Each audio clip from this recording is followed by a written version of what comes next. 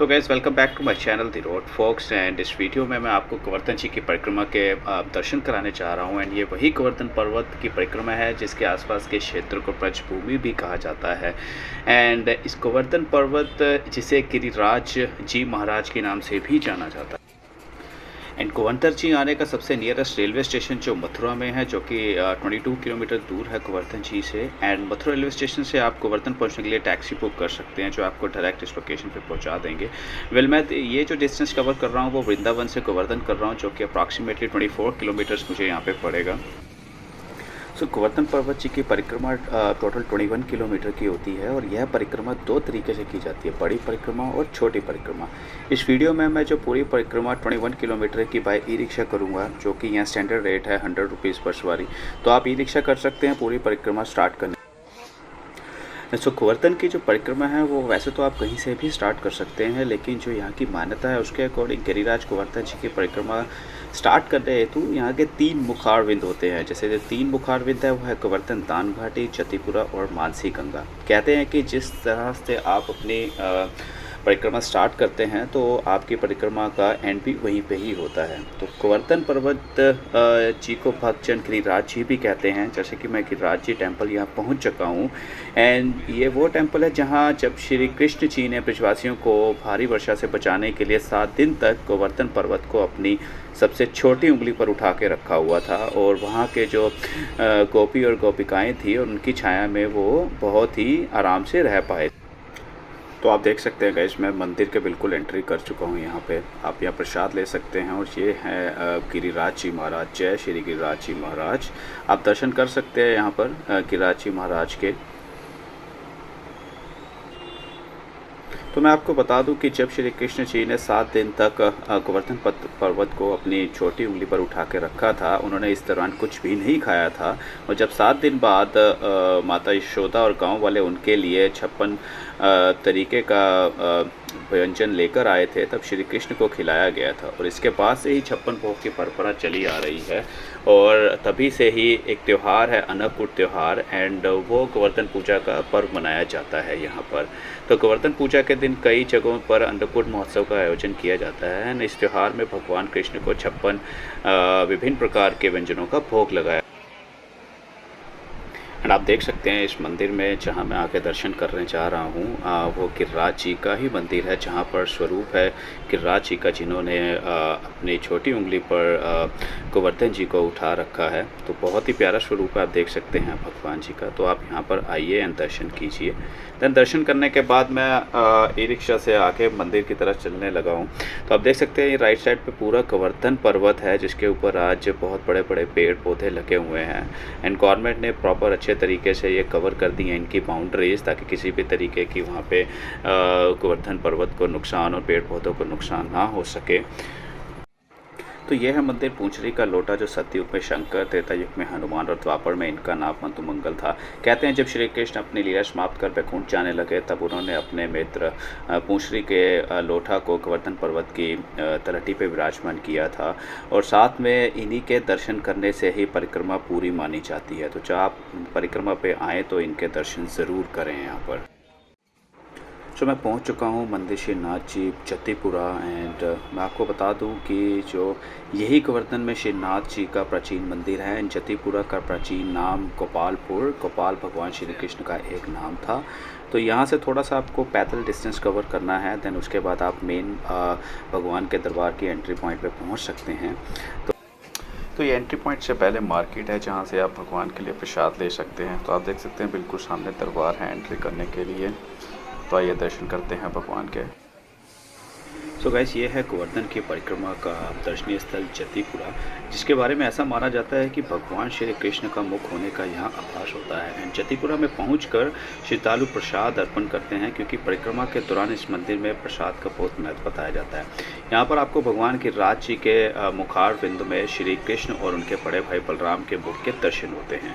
इसीलिए यहाँ पर 56 भोग लगाए जाने की परिक्रमा है। तो आप देख सकते हैं किस तरीके से श्रद्धालु अंदर भगवान के दर्शन करने के लिए उत्सुक हैं, और यहाँ बाहर भगवान को प्रसाद चढ़ाने के लिए आप बाहर शॉप्स जो हैं वहाँ से प्रसाद ले सकते हैं। और यहाँ पर भगवान को चढ़ाने के लिए गुलाब जल की बॉटल्स भी मिलती हैं जो भगवान को यहाँ चढ़ाई जाती हैं। तो आप आइए, भगवान के दर्शन कीजिए यहाँ पर। बुखारबिंद मंदिर एक विशाल चट्टान है जो भगवान गिरिराज जी के चेहरे के रूप में निर्मित है और गोवर्धन पहाड़ी के आधार पर स्थित है। यहाँ दूध, फूल और मिठाई चढ़ाकर भक्तों द्वारा पूजा की जाती है और यहाँ आलू से बनी जलेबी यहाँ बहुत ही पसंद है लोगों को, और दूध के साथ गिरिराज जी को भी चढ़ाई जाती है। जय श्री गिरिराज जी के आप दर्शन कर सकते हैं इस वीडियो में। तो मैं पहुंच गया हूँ उद्धव कुंड। उद्धव जी ने द्वारका के महिषियों को यहीं पर सांत्वना दी थी। एंड आप देख सकते हैं उद्धव कुंड में एंट्री कर चुका हूँ यहाँ पर। यह है टेंपल श्री उद्धव बिहारी जी उद्धव कुंड। एंड कहते हैं इस स्थल के बारे में, यहाँ पर श्री उद्धव जी महाराज आज भी लतापता रूप में विराजमान है। एंड संगीत में संकीर्तन प्रेम से करने पर वे आज भी प्रकट होकर दर्शन दे सकते हैं। एंड श्री शुकदेव जी महाराज से पहले यहाँ भागवत कथा हुई थी जिसे श्री उद्धव जी महाराज जी ने सुनाई थी।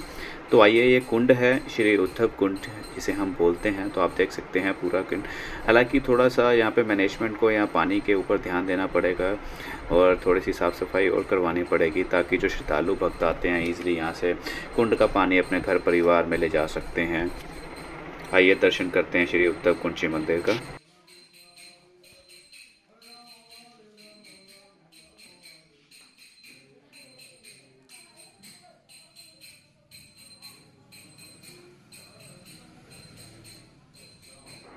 उद्धव कुंड जी के दर्शन करने के बाद मैं पहुंच गया हूं राधा कुंड। एंड बता दूं मैं, इसके साथ में ही श्याम कुंड है।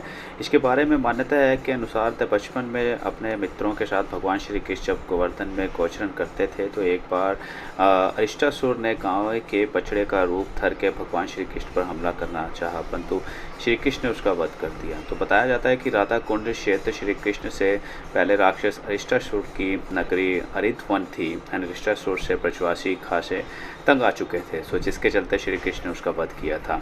कथाओं के मुताबिक जब श्री कृष्ण ने राधा रानी को उसके वध की बात बताई तो राधा जी ने उन्हें कहा, क्योंकि आपने असुर का वध गौवंश के रूप में किया है इसलिए आप पर गौवंश हत्या का दोष लगेगा। तब राधा जी से इतना सुनते ही श्री कृष्ण ने अपनी बांसुरी से एक कुंड खोदा और उसमें स्नान किया। इस पर राधा रानी ने भी बगल में अपने कंगन से एक दूसरा कुंड खोदा और उसमें स्नान किया। तो धार्मिक शास्त्रों के अनुसार अगर देखें तो श्री कृष्ण द्वारा खोदे गए कुंड को श्याम कुंड और राधा जी द्वारा कुंड को राधा कुंड के नाम से जाना जाता है। तो जब आप परिक्रमा पे आए तो श्याम कुंड एंड राधा कुंड के स्नान जरूर कीजिए यहाँ पर आप।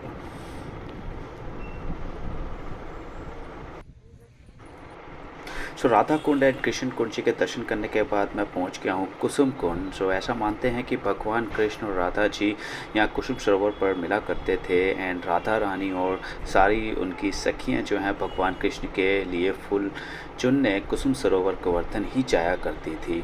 इसकी कुछ खास बात यह है कि सरोवर के चारों तरफ बहुत सारी सीढ़ियाँ हैं। यानी सरोवर के चारों तरफ ढेरों कदम के पेड़ है और कहा जाता है कि कदम का पेड़ भगवान कृष्ण को बेहद पसंद था। यही वजह है कि सिर्फ भारत ही नहीं बल्कि दुनिया भर में मथुरा वृंदावन आने वाले पर्यटक कुसुम सरोवर जाना नहीं भूलते। इस सरोवर का पानी तैरने के लिहाज से बेहतर माना जाता है और यहाँ आने वाले पर्यटक बेहतरीन समय बिता सकते हैं। कुसुम सरोवर के आसपास कई आश्रम और मंदिर भी हैं और साथ ही यहाँ की शाम की आरती भी पर्यटकों को अपनी ओर आकर्षित करती है। तो जब भी आप यहाँ पर आएँ तो इस मंदिर का जो भव्य दर्शन ज़रूर करें। यहाँ पर आते हैं पर्यटक जो फोटोग्राफी करते हैं, जो इतने स्तंभ बने हुए हैं, यहाँ पिलर्स बने हुए हैं।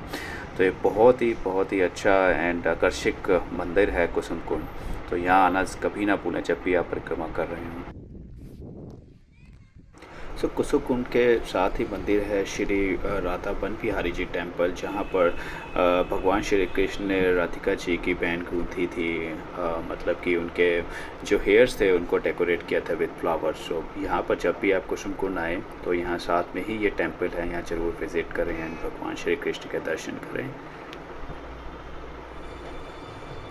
एंड उसके बाद मैं पहुंच गया गोवर्धन महाराज जी के टेंपल में। तो ये भी परिक्रमा के दौरान एक टेंपल आता है जहाँ की बहुत मान्यता है। आप बाहर से ही प्रसाद ले सकते हैं भगवान को चढ़ाने के लिए।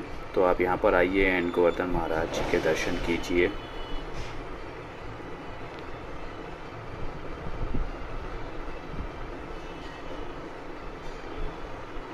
ये जय श्री गोवर्धन महाराज जी। तो यहाँ से दर्शन करने के बाद मैं पहुँच गया मानसी गंगा।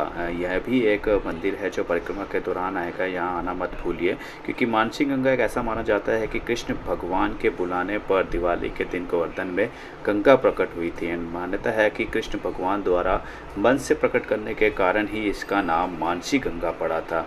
तो गोवर्धन धान घाटी की बात करें तो ब्रज की गोपियाँ राधा कुंड से मथुरा के राजा कंस को माखन का कर चुकाने चाहती थी। तो जब भी आप इन परिक्रमा पे आए, तो ये मेरा लास्ट मंदिर था जहाँ पे मैंने परिक्रमा अपनी समाप्त की थी, मानसी गंगा। तो ये बहुत ही भव्य नज़ारा होता है। आप जब आप इस मंदिर में परिक्रमा करेंगे तो आपको पीछे देखेंगे एक कुंड है जहाँ पर मानसी गंगा बहती है। लोग जहाँ पर जाते हैं और उस कुंड से जल भर के अपने घर के लिए लेके जाते हैं। तो जो भी स्थान है उसको पवित्र करते हैं उस कुंड से। तो यहाँ पर जब भी आप आइए तो दर्शन जरूर कीजिए। इन कुंड का पानी अपने घर परिवार के सदस्यों के लिए ज़रूर लेके जाएं। जय श्री कृष्णा, जय गोवर्धन महाराज की। आप सबकी यात्रा सफल हो, and thank you for watching.